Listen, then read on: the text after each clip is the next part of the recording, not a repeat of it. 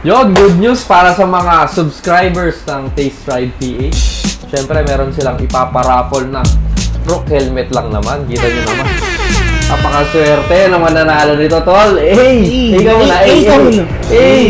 Siyempre, hindi mo tayo papayag na helmet lang paparaffle natin. Siyempre, meron tayong para clothing. Ito natin yung para clothing, tol. Ito yung harapan, tol. Tapos ito yung likod. Kahit malayong ganda eh. Kita mo yung quality, yung material na ginamit. Sabay yung lapat nung design natin. Perfect na perfect to pang ride, tol. So kung rider ka talaga, isa to sa mga ma-appreciate mo kasi ang gaan niya dalhin or ganda niya.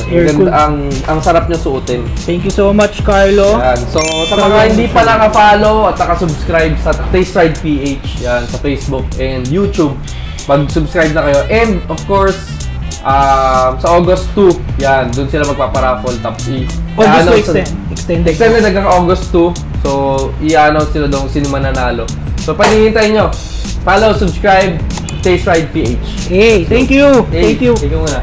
Ikaw muna. Ikaw muna. Para clothing, Carlo Salonga, subscribe kayo. Follow nyo pala yung page niya. Tapos thank you rin dito. Damn!